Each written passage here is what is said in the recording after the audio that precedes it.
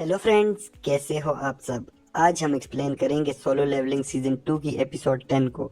Last episode में जिनू ने अपनी मॉम को हील कर दिया था। जापान और कोरिया के एस रैंक हंटर जिम में एक कंपटीशन कर रहे थे। वीडियो को देखने से पहले चैनल को सब्सक्राइब जरूर करें। एपिसोड 10 के स्टार्ट में जिनू देखता है कि कोटो फाइट में हिस्सा नहीं ले रहा। फाइट शुरू होती है और पहले कोरिया और जापान के दो हंटर स्ट्रेंथ का मुकाबला करते हैं। दोनों के पंचेज एक दूसरे को ब्लॉक करते हैं। होशिनो कोरिया के हंटर के साथ स्पीड का मुकाबला करता है और उसके अटैक से बचता है। बैक कुमामोटो पर अटैक करता है और वो खुद को बचाने के लिए पीछे भागता है। कुमामोटो सोचता है मैं कहाँ फंस गया हूँ। बैक कहता है कि कोटो हमारी स्ट्रेंथ को टेस्ट करना चाहता है और वो अपनी पावर यूज करता है। कुमामोटो बैक से दोबारा भागना शुरू कर देता है। केंजो स्ट्रेंथ की फाइट जीत जाता है और होशिनो भी अपनी फाइट जीतता है। वो दोनों बैक को रोकते हैं जो कुमामोटो के पीछे जा रहा होता है। चा जापान की फीमेल हंटर को जल्दी से हराती है ताकि वो बैक की मदद कर सके, लेकिन उसे कुमामोटो रोकता है। चा रिफ्लेक्स में उस पर अटैक करती है और वो अपने रेज मोड में चला जाता है और चा पर अटैक करता है। जिनू वहां आकर कुमामोटो को रोकता है और कहता है ये फाइट हाथ से निकल रही है। कुमामोटो लड़ने की कोशिश करता है तो जिनू उसे नीचे गिरा देता है। कोटो कहता है कि ये मैच टाइप हंटर तो नहीं लग रहा। जिनू चा से कहता है तुम हार मान लो, बैग भी अपनी फाइट हार गया है। जापान की हंटर जिनू से कहती है कोटो तुमसे लड़ना चाहता है। जिनू सोचता है ये अच्छा टाइम है डीमन कैसल से वापस आकर लड़ने का। वो कहता है कोटो को भी अपनी फुल पावर यूज करनी होगी। सब एस रैंक फाइट को साइड से देखने के लिए खड़े होते हैं। क्या सोचती है क्या कोटो से जिनू लड़ पाएगा।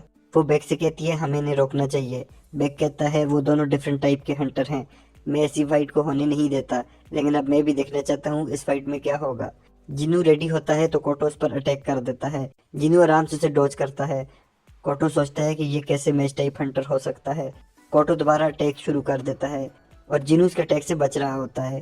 क्या कहती है कि वो अपने ओपोनेंट की स्ट्रेंथ देख रहा है। कोटो जिनू के बचने से तंग हो जाता है और अपना फुल अटैक यूज करता है। जिनू के फेस पर जख्म आता है, लेकिन वो कोटो के अटैक को रोक देता है और कहता है आराम से, किसी की आंख खराब हो सकती है। दोनों पीछे हटते हैं और पावर अटैक करने के लिए रेडी होते हैं, लेकिन दोनों को बाकी हंटर रोक देते हैं और कहते हैं काफी हो गई ये फाइट।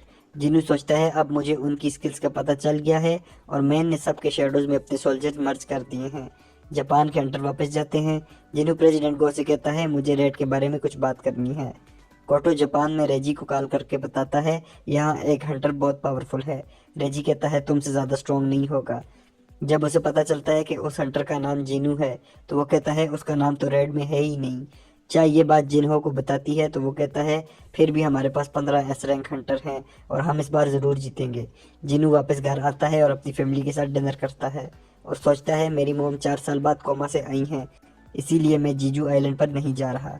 आइलैंड पर आंट्स एक दूसरे को खा रही होती हैं। क्वीन कहती है कि यहाँ पर खाने की कमी है और हमें दूसरे आइलैंड पर जाना होगा, इसके लिए एक स्ट्रॉन्ग आंट की जरूरत है। उस टाइम एक बड़े एग से आंट बाहर आती है जो देखने में बहुत स्ट्रॉन्ग लग रही होती है और उसकी पावर भी बहुत ज्यादा होती है।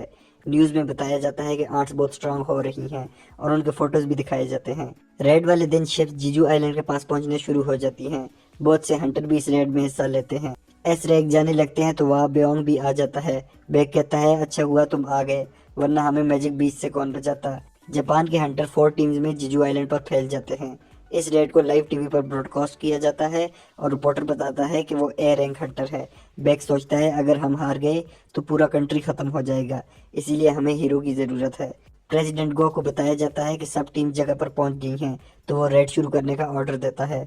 आर्ट्स कोरिया के हंटर के चॉपर की तरफ आती हैं तो जो इन अपनी फायर पावर से उन्हें खत्म कर देता है और कहता है मैं वापस इस आइलैंड पर जीतने के लिए आया हूँ। बैक कहता है जापान के हंटर 1 घंटे तक आर्ट्स को डिस्ट्रैक्ट कर सकते हैं, हमारे पास इतना ही टाइम है।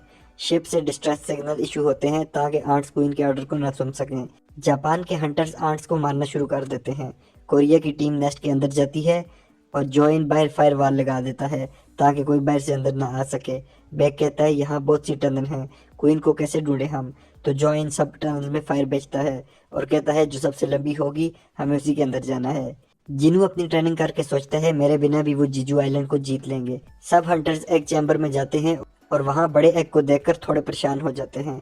केंजो को जख्म आता है तो शिमिजो उससे कहती है क्या मैं तुम्हें ठीक करूं।